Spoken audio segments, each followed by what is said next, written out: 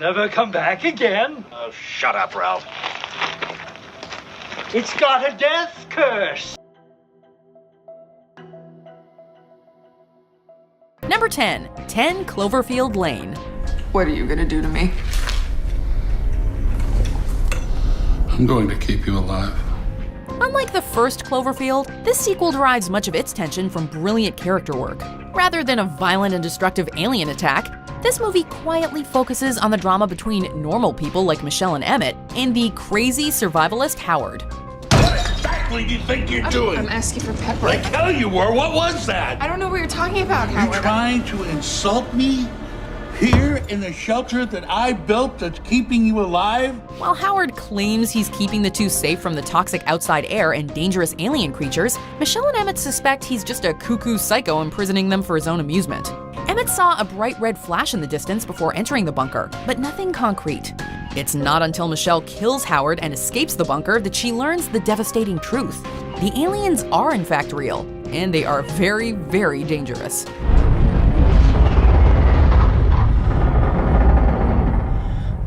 Come on. Number 9. Scream. There's always some stupid bullshit reason to kill your girlfriend. That's the beauty of it all. Simplicity. Besides, if it gets too complicated, you lose your target audience. Scream is very satirical and meta, so much so that it repeatedly comments on its own cliched plot. This most often takes the form of Randy, the wacky movie nerd who knows all the tropes of the horror genre. That's why she always outsmarted the killer in the big chase scene at the end. Only virgins can do that. Don't you know the rules? What rules? You don't... Jesus Christ, you don't know the rules? No, he's not crazy in the traditional sense, but he is often treated as the weird outsider.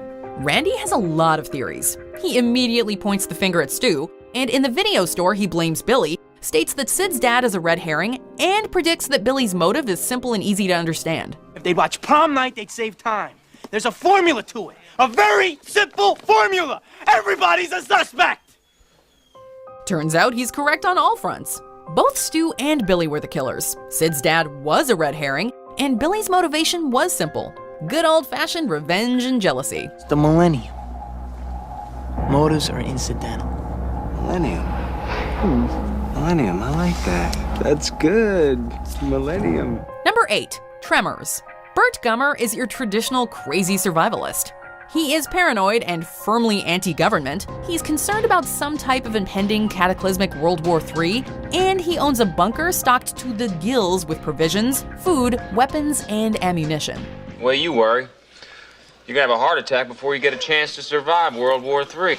We'll see, we'll see. The people of Perfection treat him like the resident nutcase. That is, until the graboids come a-calling. A snake. Some kind of mutation. Yeah. Whatever it is,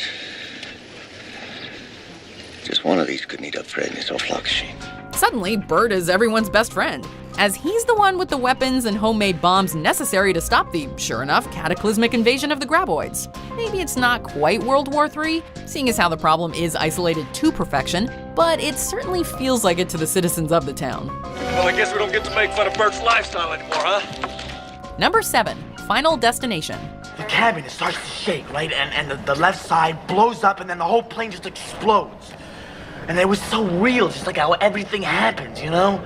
You've been on a lot of planes that blew up? You must have fallen asleep. How much faith do you put in dreams and so-called precognition? Maybe you believe in it, maybe you don't.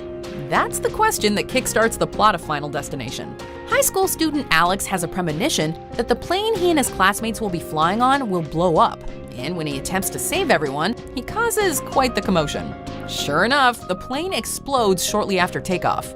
You look at me as if I caused this. I didn't cause this. As if that's not enough, he later tries to convince everyone that they cheated death and that it will claim them in the order they were meant to die on the plane. Ms. Luton doesn't believe him. And sure enough, she is quickly skewered. Needless to say, everyone believes him after that. I saw it. I saw the belt. Scared now? It broke. Bullshit. He saved your life again. Number 6. Halloween. What are you doing in our house? You mean, how did I get into your house? You have no security system, Karen. Your side window is wide open. Sometimes I can't tell the difference between your stupidity and your ignorance. 2018's Halloween took a surprisingly honest look into how a traumatic experience can permanently affect someone's life and mental well-being. 40 years after the events of the first movie, Laurie Strode is now a paranoid, alcoholic recluse who suffers from PTSD and is entirely devoted to defending herself and her family from another possible attack. Of course, this causes an enormous strain on her personal relationships, and she's ostracized from her family as a result. The way I raised your mother means that she hates me, but that she's prepared for the horrors of this world, then I can live with that. Everyone urges Laurie to seek help and move on because there's no way Michael will return. That is, until Michael returns and kills countless people. And who's there to protect her family? None other than crazy old Laurie Strode. He's waited for me. I've waited for him. Come on, Michael. Number 5. Friday the 13th. You're going to Camp Blood, ain't you? God damn it, Ralph, get out of here. Go on, get. Leave people alone. You'll never come back again. Oh, shut up, Ralph. It's got a death curse. The crazy guy in some backwoods location warning the protagonist about a killer is an old horror movie trope. But it's perhaps best embodied in the first Friday the 13th by the aptly named Crazy Ralph. As you can probably tell by his loving nickname, Ralph is seen as mentally unstable by the citizens and tourists around Crystal Lake. He continuously warns people about the curse of Camp Crystal Lake, and they in turn ignore his drunken ramblings. Messenger of God, you're doomed if you stay here. This place is cursed. Cursed. Well, Camp Crystal Lake isn't cursed per se, but it is the home of a particularly violent and vengeful mother who isn't above burying axes in people's faces. Just think of all the lives he could have saved had anyone bothered to listen.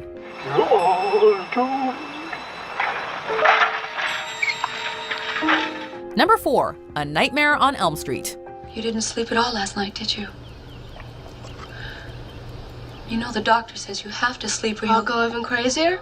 Let's be honest. This is a rare example of the crazy ones genuinely sounding too crazy to be believed. After all, would you take someone seriously if they told you they were being hunted and killed in their dreams by a man with finger knives? Rod is implicated in the death of Tina, and Glenn's parents understandably want to keep him away from the kooky girl who claims the scary dream man is killing her friends. I don't care what you say. I don't want that kid hanging around with our son anymore. It's later revealed that most of the townspeople know who Freddy Krueger is. They just don't believe he's a vengeful ghost haunting the kids' dreams. Well, he is in fact a vengeful ghost haunting the kids' dreams. So there, Nancy was right.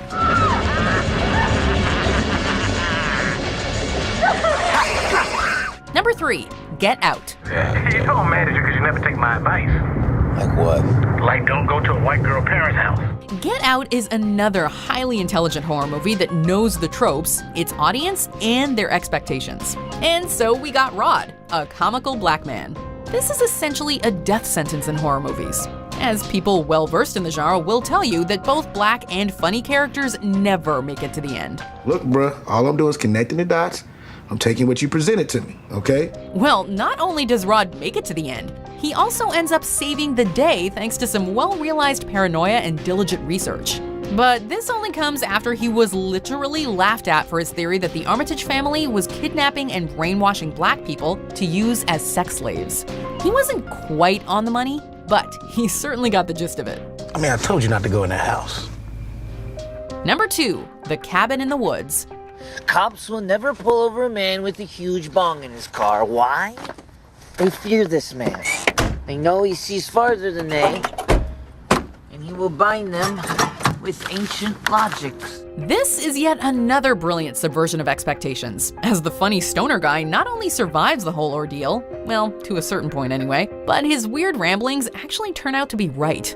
Right from the outset, Marty is logically paranoid and cautions the group against a lot of stupid things like reading creepy Latin phrases out loud. Do not read the Latin. He also finds surveillance equipment and correctly assumes that he's on some sort of reality TV thing. I want a reality TV show. Heck, he even discusses being controlled by mysterious puppeteers. As we later find out, he and the group are being manipulated by puppeteers in a control room. It all sounds like typical stoner paranoia, but in this case, the stoner has a point. Many points, in fact. No! What are you saying? Number 1, Jaws.